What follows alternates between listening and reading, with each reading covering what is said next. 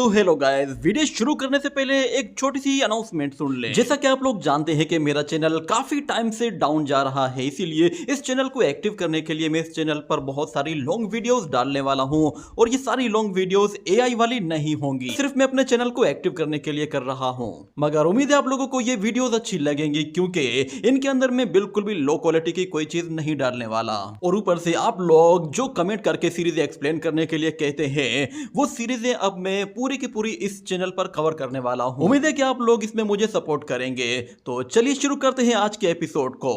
तो जैसा कि लास्ट एपिसोड में हम लोगों ने देखा था कि मोशन ग्रेनी सी को लेकर फौरन से एक टेंपल में आ गया था। वहां पर लॉर्ड रूलाए, जिसे लॉर्ड बुद्धा भी कहा जाता है, वो उन लोगों की हेल्प करने के लिए तो मान जाता है, मगर मोशन वो अच्छी तरह से जान गया था कि लॉर्ड रूलाए उसे उस माउंटेन में स्टे करने के लिए इसीलिए कह रहा है ताकि वो यानकांग किंगडम में उसे वापस जाने ना दे सके। और जब वो लोग माउंटेन से नीचे जाते हैं तो वहां पर मोशन को एक और लड़का दिखाई देता है। ये वही लड़का था जिसके साथ मोशन ने यंग एज में फाइट भी की थी और उसे हराया भी था, मगर वो लड़का अब उसे दोबारा से चैलेंज करना चाहता था। जब दोबारा से उन दोनों के बीच में फाइट होती है तो इस मर्तबा भी वो लड़का हार जाता है और मोशन उसे समझाता है कि तुमने अपने सूत्रा को अच्छी तरह से प्रैक्टिस तो कर लिया है, मगर अभी भी तुम्हारे अंदर बहुत सारी वीकनेसेस हैं और अपनी वीकनेसेस को तुम फाइट करके ही ठीक कर सकते हो, ना कि सूत्रा को बार बार प्रैक्टिस करने से ठीक कर पाओगे। तुम्हें बाहर निकलकर दुनिया को देखना चाहिए। वो लड़का मोशन की बातों को अच्छी तरह से सुनता है और अब उसे भी समझ में आने लगा था कि शायद वो सही कह रहा है। जिसके बाद मोशन अपने मास्टर के साथ तो वहां से जाता है, मगर यहाँ पर उस यंग लड़के का मास्टर वो आगे आकर खड़ा हो जाता है। जिसके बाद वो छोटा मॉन्क कहता है कि मास्टर मुझे क्या करना चाहिए, मगर उसका मास्टर कहता है कि मेरे प्यारे डिसाइपल, लगता है तुम उस लड़के के बहकावे में आ गए हो। हेवनली डेमोनिक सेक्ट का मास्टर सच में काफी ज्यादा एक्स्ट्रा ऑर्डिनरी है। वो किसी को भी आसानी से बहका सकता है, खासतौर पर तुम्हारे जैसे लो लेवल कल्टीवेटर को बहकाना उसके लिए कोई बड़ा मसला नहीं। अब मुझे समझ में आ रहा है कि हेवनली डीमन कल्ट सेक्ट के पुराने लीडर ने इस यंग लड़के को अपना नया लीडर क्यों चुना है। लगता है कि वो लोग अपने सेक्ट को दोबारा से रिवाइव करना चाहते हैं। इस लड़के के अंदर सच में काफी ज्यादा पोटेंशियल मौजूद है। अगर इसकी किस्मत में होगा तो ये लड़का एक दिन एक लॉर्ड रूलाई बन सकेगा। मगर जहां तक बात द ग्रेट बुद्धा की है, वो ज्यादातर सीनियर मा वांगशेन को प्रेफर करते हैं। वो समझते हैं कि नेक्स्ट रूलाई बनने के लिए सबसे ज्यादा जो सूटेबल कैंडिडेट है वो मा वांगशेन है। मगर बदकिस्मती देखो, वांगशेन उनमें बिल्कुल भी इंटरेस्टेड नहीं है। मगर जहां तक बात उस छोटे मॉन्क की होती है, वो अपने मास्टर से कहता है कि मुझे लगता है कि शायद वो लड़का बिल्कुल सही कह रहा था, पर उसका मास्टर उसे फिर से समझाता है कि वो हेवनली डेमोनिक कल्ट सेक्ट का मास्टर है और उसका काम है लोगों को बहकाना। और मेरे प्यारे डिसाइपल, तुम उसकी बातों में आकर बहक रहे हो। क्या तुम ये बात नहीं जानते कि इस लड़के के यानकांग परसेप्टर के साथ कितने क्लोज रिलेशन है? बस मैं उम्मीद करता हूं कि लॉर्ड बुद्धा इस लड़के को इस माउंटेन में ज्यादा देर तक ट्रैप करके रख सके। इस तरह हम लोग एक तीर से दो शिकार कर पाएंगे। एक तो हेवनली डेमोनिक कल्ट सेक्ट वो दोबारा से रिवाइव भी नहीं कर पाएगा और ऊपर से यानकांग वो भी कमजोर पड़ जाएगा। और हम लोग इस लड़के को अपनी धर्मा कल्टीवेशन में लाकर इसके माइंड को भी प्योरीफाई कर देंगे। और अगर ये वाकई में हमारे सेक्ट को ज्वाइन कर लेता है तो ये हमारे थंडर साउंड सेक्ट के लिए एक ब्लेसिंग होगी। जिसके बाद मोशन जैसे ही वहां से आगे जाता है तो वहां पर एक और डिसाइपल उसे आगे जाने के लिए कहता है और मोशन फिर वहां पर कहता है कि अब मुझे समझ में आ रहा है, ओल्ड बुद्धा वो मुझे कन्वर्ट करना चाहते हैं। वो मुझे खुद ही अलाउ कर रहे हैं कि मैं उनके ग्रेट सूत्रा को परफॉर्म करूं और उसे अच्छी तरह से प्रैक्टिस करके अपने माइंड को क्लियर करूं। और बुद्धा टाओइज्म के बारे में कहा जाता है कि जो भी शख्स इस टाओइज्म की कल्टीवेशन में 20 हेवनली लेवल्स को ब्रेक थ्रू कर लेता है तो वो एक लॉर्ड बुद्धा बन जाता है और ग्रैंडपा वांगशेन वो उससे बस एक स्टेप दूर है। यही वजह है कि ओल्ड बुद्धा वो ग्रैंडपा वांगशेन में बहुत ही ज्यादा इंटरेस्टेड है और वो चाहते हैं कि ग्रैंडपा वांगशेन उनकी मेंटेलिटी को भी एक्सेप्ट कर ले। जबकि यहाँ पर मोशन वो अपनी बुद्धा कल्टीवेशन को आगे बढ़ाने की कोशिश करता है तो वो उस स्क्रिप्चर के जरिए बहुत ही जल्दी ब्रेक थ्रू कर लेता है और बुद्धा टाओइज्म के 5th हेवन लेवल में आ जाता है। ये देखकर उसके पीछे खड़ा हुआ वो लड़का भी बिल्कुल हैरान हो जाता है कि इसने इतनी आसानी से ब्रेक थ्रू कर लिया। इसका मतलब फिर ये होगा कि इस लड़के ने पहले से ही 4 लेवल्स को ब्रेक थ्रू कर रखा होगा। इसीलिए आज ये 5th हेवन लेवल में चला गया है। मगर यहाँ पर मोशन वो अपने बारे में कह रहा होता है कि मैं आज भी यान कांग की बराबरी नहीं कर सकता, क्योंकि यान कांग ने एक बार में 7 हेवन लेवल को ब्रेक थ्रू कर लिया था। यहाँ पर ज़ेन कल्टीवेशन की बात हो रही है, इसलिए इसे आप लोग मोशन की अपनी कल्टीवेशन मत समझ लेना। ये ज़ेन कल्टीवेशन है जिसका ताल्लुक बुद्धा टाओइज्म से है। मोशन के वहां से जाने के बाद वो मोंक कह रहा होता है कि ये लड़का तो काफी टैलेंटेड है और इसके टैलेंट को देखते हुए ऐसा लग रहा है कि जैसे ये बहुत ही जल्दी 20 हेवन लेवल्स को अचीव कर लेगा और नेक्स्ट लॉर्ड रूलाई बन जाएगा। और मैं ऐसा बिल्कुल भी होने नहीं दूंगा, क्योंकि अगला लॉर्ड रूलाई तो मैं खुद बनूंगा। ये कहने के बाद वो फौरन से मोशन के सामने जाकर खड़ा हो जाता है और कहता है कि लॉर्ड किन, मैंने आपको अपना ग्रेट बुद्धा सूत्रा भी दिखाया है और उसके साथ साथ मैंने आपको अपना सेक्ट भी घुमाया है। क्या बदले में मुझे अपनी डिमोनिक कल्टीवेशन के लिए डिमन स्क्रिप्चर आर्ट दिखाएंगे या नहीं? मैं देखना चाहता हूँ कि आखिर उस स्क्रिप्चर में ऐसा क्या है। तो मोशन कहता है कि हाँ क्यों नहीं, मेरे सेक्ट में ये स्क्रिप्चर हर किसी को सीखना अलाउड है, कोई भी इसे सीख सकता है। ये कहने के बाद वो अपने डिमोनिक स्क्रिप्चर उसे वहां पर खोलकर दिखाता है तो वो मॉन्क भी हैरान हो जाता है और जैसे ही वो उसे रीड करने की कोशिश करता है तो उसे फील होता है कि उस डिमोनिक स्क्रिप्चर का प्रेशर बहुत ही ज्यादा है, इसीलिए वो उसे बर्दाश्त नहीं कर पा रहा था। इसके लिए वो फौरन से अपने गोल्डन लोटस का इस्तेमाल करता है, मगर इतने में मोशन उसे बचाता है और उस स्क्रिप्चर को दोबारा से डीएक्टिवेट कर देता है। ये देखकर वो मॉन्क कहता है ये तो वाकई में एक डिमोनिक सेक्ट की ही स्क्रिप्चर हो सकती है, क्योंकि इसके अंदर किसी किस्म के कोई भी गॉड ट्रेसेस नहीं है। ये चीज प्योरली एविल है। इस चीज को कोई प्रैक्टिस करेगा तो वो पूरी तरह से पागल ही हो जाएगा, इसीलिए प्लीज इस स्क्रिप्चर को मुझसे दूर हटाओ। ये सुनकर मोशन वो फौरन से अपनी वो स्क्रिप्चर उसके ऊपर से दूर हटा देता है और इतने में अचानक वहां पर एक और मॉन्क आता है और वो सीनियर चेन से कहता है कि आपको मास्टर ने बुलाया है। वो उसके कान में बहुत सारी बातें बताता है, जबकि यहाँ पर ग्रैंडपा ब्लाइंड वो अपनी लिसनिंग पावर के जरिए उन लोगों की बातें सुन रहा होता है। और इतने में सीनियर चेन फिर वो उन लोगों से कहता है कि हमें काफी देर हो चुकी है, मेरे ख्याल से आप लोगों को अपने रूम में जाकर आराम कर लेना चाहिए।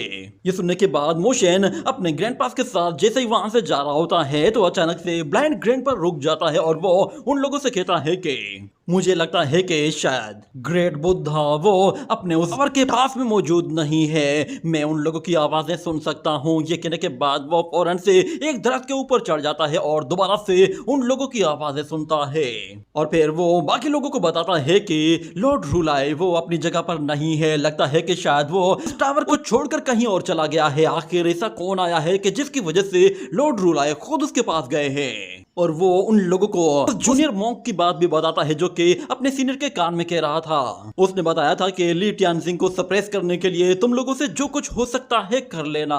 मैं यानकांग किंगडम के प्रिंस से मिलने के लिए जा रहा हूँ। ये बातें सुनने के बाद मोशन कहता है कि आखिर यानकांग किंगडम का प्रिंस वो इस टाइम पे यहाँ पर लॉर्ड रूलाई से मिलने के लिए क्यों आया है।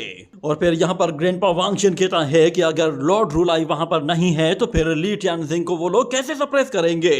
तो ब्लाइंड ग्रैंडपा कहता है जल्दी चलो, कहीं ऐसा ना हो कि ली टियानजिंग उस बॉडी के साथ वहां से भाग जाए। ये कहने के बाद वो लोग फौरन से ली टियानजिंग की तरफ जाते हैं और हमें यहाँ पर उस गोल्डन पगोडा को दिखाया जाता है। उस पगोडा के अंदर बहुत सारी गोल्डन बॉडीज मौजूद होती हैं और सारे के सारे अपने ज़ेन मंत्र का इस्तेमाल कर रहे होते हैं, जबकि वो सब लोग उस ली टियानजिंग को सप्रेस करना चाहते थे। मगर ली टियानजिंग वो अब इतना पावरफुल हो चुका होता है कि अब वो उन मंत्रों से बिल्कुल भी डरने वाला नहीं था, बल्कि अब वो अपने डिमोनिक ओरा के जरिए ही आहिस्ता आहिस्ता उन गोल्डन बॉडीज को डिस्ट्रॉय कर रहा होता है। उसे पता चल गया था कि लॉर्ड रूलाई वो खुद यहाँ पर मौजूद नहीं है और वहां पे मौजूद मॉन्क वो उसके मुकाबले के हैं ही नहीं, इसीलिए वो वहां पर जोर जोर से हंसना शुरू कर देती है और उसकी आवाज की वजह से जितने भी मॉन्क होते हैं वो बहुत ही ज्यादा डिस्टर्ब हो रहे थे, उनके सर में दर्द होने लगता है और वो लोग किसी तरह फोकस करने की कोशिश कर रहे होते हैं। मगर वहां पे मौजूद उनका एक सीनियर मॉन्क भी होता है और वो उन लोगों से कहता है कि जल्दी से इसे सरप्राइज करने के लिए जो कुछ हो सकता है करो, अपने कान बंद कर लो, इसकी आवाज मत सुनो। और अपने माइंड पे फोकस करो। ये कहने के बाद वो सारे के सारे डिसाइपल फिर एक साथ मिलकर अपनी एनर्जी के जरिए दोबारा से ली टानजिंग को सप्रेस करने की कोशिश करते हैं। मगर अब बात बहुत आगे निकल चुकी थी, क्योंकि ली टानजिंग पहले ही ग्रैनी सी की बॉडी के साथ पूरी तरह से मर्ज हो चुका था और उसकी पावर भी अब बहुत ही ज्यादा बढ़ चुकी थी, इसीलिए उसे रोकना मुमकिन नहीं था। सेक्ट की बेल बहुत ही जोर जोर से बज रही होती है, मगर उसके बावजूद भी लॉर्ड ड्रूलाई वहां पर नहीं आ रहा था। देखते ही देखते पूरा का पूरा हेवनली पगोटा ही सील कर दिया जाता है, मगर अचानक ली टानजिंग वो पूरे के पूरे पगोटा पर ही अपना कंट्रोल कर लेता है और उसके ऊपर लगी हुई सील को भी हटा देता है और साथ में अपनी डेमोनिक एनर्जी के जरिए इतना जोरदार एनर्जी और रिलीज करता है कि सारे के सारे मॉन्क वहां से दूर जा गिरते हैं। और ग्रैनी सी जैसे ही बाहर आती है तो उसकी खूबसूरती देखने की वजह से बहुत सारे मॉन्क वो तो पागल ही होने लगते हैं और कुछ की तो आंखों से भी खून निकल आता है। और वहां पे मौजूद जो सीनियर मॉन्क होता है वो अपनी आंखें बंद करके अपने आप को बचाने की कोशिश करता है, मगर ली टानजिंग उसके बिल्कुल पीछे आ जाता है और ग्रैनी सी के प्रेशर की वजह से उसकी बॉडी पूरी तरह से ब्लास्ट कर जाती है। वहां कोई भी ऐसा शख्स नहीं था जो कि उसे रोक सके और ग्रैनी सी बाहर वाले मॉन्क्स को डिस्ट्रॉय करने के लिए फौरन से अपनी एनर्जी का इस्तेमाल करते हुए इतनी ज्यादा एनर्जी रिलीज करती है कि बाहर वाली सील टूट जाती है और सारे के सारे डिसाइपल्स भी बहुत ही बुरी तरह से हर्ट होते हैं। जैसे ही यहाँ पे ग्रैंडपा वांग चेन और ग्रैंडपा ब्लाइंड आते हैं तो वो देखते हैं कि ली टानजिंग वहां से भाग रहा है, जिस पर वो लोग उससे कहते हैं कि यहीं रुकना, मगर वो नहीं रुकने वाली थी। वो फौरन से वहां से भागती है तो वो लोग उसके पीछे चले जाते हैं और कहते हैं कि हमसे भागकर नहीं जा पाओगी, मगर मोशन वो पीछे रह जाता है और कहता है कि ग्रैंडपा प्लीज मुझे भी तो साथ ले जाए।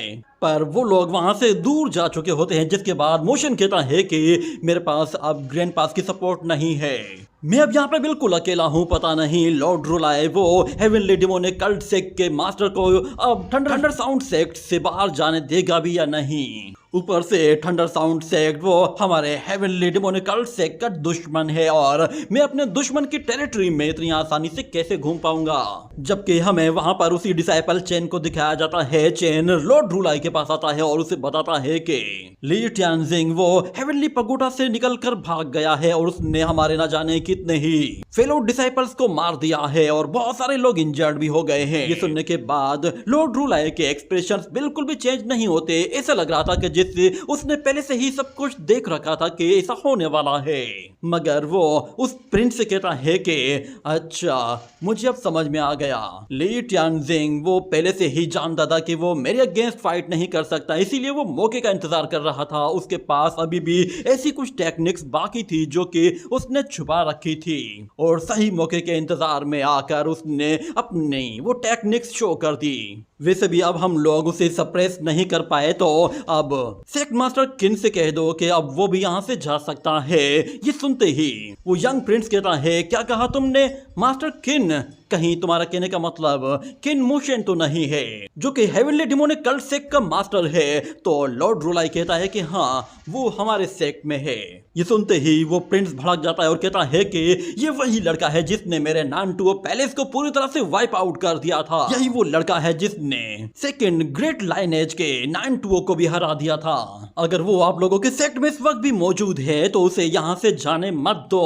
आप लोग उससे अभी भी अपना बदला ले सकते हो, या फिर आप लोग हमें अलाउ करें तो हम लोग अपने नानटुओ सेक्ट का बदला उससे यहाँ पर ले सकते हैं। उसे मारने का फायदा ये भी होगा कि हम लोग उस ग्रेट डिजास्टर को हमेशा के लिए रिजॉल्व कर पाएंगे। मगर लॉर्ड ड्रूलाई उससे कहता है कि कर यहाँ से भाग गया। मैं जानता हूँ यहाँ पर तुम किस लिए आए हो और मुझे ये भी अच्छी तरह से मालूम है कि तुम अपने किंगडम में होने वाले डिजास्टर्स को लेकर मुझसे बात करना चाहते हो, इसीलिए मैं फौरन से तुमसे मिलने के लिए यहाँ पर चला आया। मगर तुम तो ऑलरेडी उन सब लोगों से मिल चुके हो ना, तो तुमने उनके अगेंस्ट कुछ भी क्यों नहीं किया?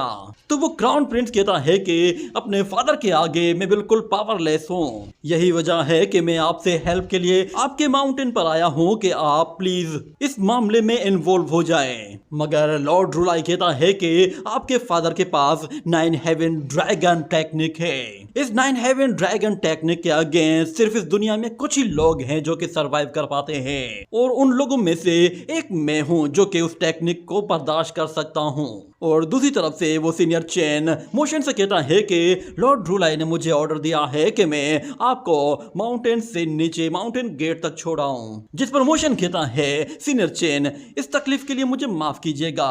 वो लोग फौरन से मोशन को अब माउंटेन से नीचे ले जाते हैं, जिसके बाद वो मॉन्क मोशन से कहता है कि लॉर्ड ड्रूलाई ने आपको यहाँ पर रुकने के लिए कहा था। उन्हें मालूम था कि आपने ऑलरेडी हमारे चेन टाओइज्म को बहुत ज्यादा नुकसान पहुंचाया है, मगर उसके बावजूद भी वो आपको यहाँ से सेफली जाने दे रहे हैं। तो मोशन कहता है लॉर्ड ड्रूलाई का दिल बहुत ही बड़ा है और सच में मैं उनके इस एक्ट पर उनकी तारीफ करता हूँ। वो हम लोगों को ऑलरेडी जानते थे कि हम लोग हेवनली डिमोनिक कल्ट सेक्ट से बिलोंग करते हैं, मगर उसके बावजूद भी उन्होंने मेरी ग्रैनी को हील करने का डिसाइड किया था और मैं उसके लिए उनका शुक्रगुजार हूँ। उन्होंने मेरी हेल्प करने की कोशिश की। सुनकर वो मॉन्क कहता है अगर वाकई में ऐसा है तो फिर प्लीज आपको भी अपने सेक्ट और हमारे सेक्ट के बीच के डिफरेंस को खत्म कर देना चाहिए और मुझे दोबारा से अपना वो हेवनली डिमोनिक सूत्रा दिखाइए। मैं उसे एक और बार देखना चाहता हूँ। तो मोशन उसे दोबारा से वो डीमन सूत्रा दिखाता है, जिसे देखने के बाद वो उसे रीड करता है और कहता है कि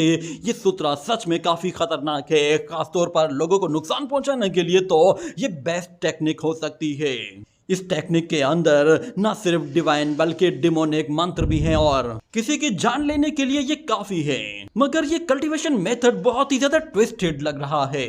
तो मोशन कहता है कि ब्रदर चेन आखिर तुम ऐसा क्यों कह रहे हो? तो वो लड़का फौरन से उस डिमोनिक सूत्रा को एक जगह कलेक्ट करना शुरू कर देता है और कहता है कि जरा इस क्रिएशन डीमन सूत्रा को देखो। इससे साफ पता चल रहा है कि हम किसी की भी स्किन उतार कर उसे अपने मकसद के लिए यूज कर सकते हैं और उनकी लाइफ को और उनकी सोल को हम लोग हमेशा के लिए भी सील कर सकते हैं। वैसे भी अगर हम लोगों को नए कपड़े पहनने हैं तो उसके लिए हम लोग बाजार से बहुत सारे कपड़े खरीद सकते हैं। उसके लिए हमें किसी की स्किन उतारने की क्या जरूरत है? ये मेथड प्योरली एविल मेथड है और तुम कहते हो कि ये एविल नहीं है। ये सुनते ही मोशन अपने क्लीन ड्रैगन के साथ 2-4 कदम आगे जाता है और फिर कहता है कि क्रिएशन टेक्निक्स ये असल में इनर टेक्निक्स हैं, जिसका ताल्लुक इनर कल्टीवेशन के साथ है। इस क्रिएशन टेक्निक के जरिए हम लोग अपनी लाइफ एंड अपनी सोल को अपनी ही बॉडी के अंदर सील कर सकते हैं ताकि बाहर से कोई भी शख्स हमारी सोल और हमारी लाइफ फोर्स को हमारी बॉडी से बाहर ना निकाल सके। इस टेक्निक का मकसद बिल्कुल भी नहीं कि हम लोग किसी की स्किन उतारें या फिर उसकी लाइफ फोर्स को हमेशा के लिए सील कर दें। जहां तक बात अपना भेस बदलने की है या फिर अपनी स्किन चेंज करने की है तो उसके लिए हम लोग अपनी क्रिएशन हेवनली डिवाइन टेक्निक को क्रिएशन स्पिरिट टेक्निक के साथ कंबाइन करते हैं तो उससे भी हम लोग अपने आप को ट्रांसफॉर्म कर सकते हैं। ये कहते हुए वो अपनी क्रिएशन टेक्निक से एक छोटा सा बर्ड भी क्रिएट करके दिखा देता है, मगर वो सीनियर चेन कहता है कि मास्टर आप लगता है कि अभी भी मुझे समझ नहीं पाए हैं। जरा आप अपनी इस क्रिएशन इनेट टेक्निक को देखिए। इस क्रिएशन टेक्निक को यूज करने के लिए आपने अपनी लाइफ फोर्स को यूज किया है। आप ऐसे मामूली से बर्ड्स को इनेट टेक्निक के जरिए कल्टीवेट करने पर फोर्स कर रहे हैं। ऐसा आप लोग सिर्फ और सिर्फ जवान रहने के लिए करते हैं, मगर कोई शख्स होता है जो कि उनके पीछे होता है और उन पे नजर रखे हुए होता है और वहां पर वो मॉन्क मोशन से कह रहा होता है कि पता नहीं आप लोगों ने अपनी इस क्रिएशन टेक्निक के जरिए कितने ही मासूम जानवरों और परिंदों की जान ली होगी। ये बात सुनकर मोशन कहता है कि मैंने एक छोटे से विलेज के अंदर एक ऐसे एविल कल्टीवेटर को देखा था जो कि छोटे बच्चों की लाइफ फोर्स को एब्जॉर्ब करके अपनी पावर को बढ़ाता था, मगर हम लोगों ने ऑलरेडी उसे मार दिया है।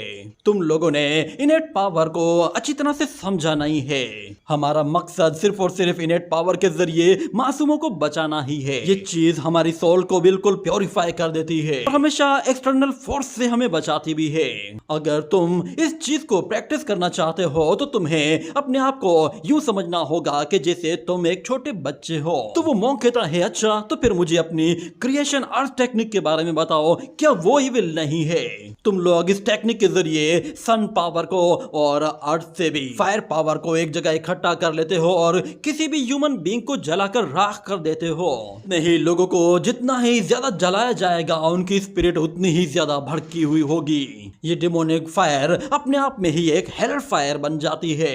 यही वजह है कि मुझे इस अर्थ ओरिजिन फायर से सख्त नफरत है। मगर मोशन उसे बताता है कि इस टेक्निक में एक वर्ड है जिसे क्रिएशन कहते होते हैं। इसका मतलब ये बिल्कुल भी नहीं होता जो तुमने कहा है। इसका मतलब ये है कि हमें अपनी प्रिमोडियल स्पिरिट को कल्टीवेट करना होता है ताकि हम लोग उसे अपनी इनेट ट्रू की के साथ कंबाइन कर सके, ताकि हम लोग अपने स्टेट ऑफ माइंड और अपने हार्ट को बिल्कुल प्योरीफाई कर लें, जैसे एक छोटे बच्चे का स्टेट ऑफ माइंड होता है। हम लोग इसे अपनी बॉडी के साथ कनेक्ट करते हैं और फिर अर्थ एनर्जी के साथ अपनी प्रिमोडियल स्पिरिट को और भी ज्यादा स्ट्रेंथ देते हैं। जब हम इन्हें कंबाइन कर लेते हैं तो इसके साथ हम लोग फोर्थ क्रिएशन आर्ट को क्रिएट कर लेते हैं। ये कहकर वो उसे एक छोटा सा एनर्जी ब्लास्ट करके दिखाता है और कहता है कि मैंने इसी मेथड को यूज करते हुए अपने एम्ब्रियो को कई मर्तबा प्रैक्टिस किया है। तुम चाहो तो तुम भी इसे प्रैक्टिस कर सकते हो। पर चैन कहता है नहीं, मुझे इसकी कोई जरूरत नहीं, मैं तो बस इसके बारे में बता रहा था कि इसमें क्या क्या बुराइयां हैं। ये कहने के बाद वो लोग आगे जाते जाते हैं और फिर उस बंदे का दिल चाह रहा था कि वो उसे प्रैक्टिस करे, मगर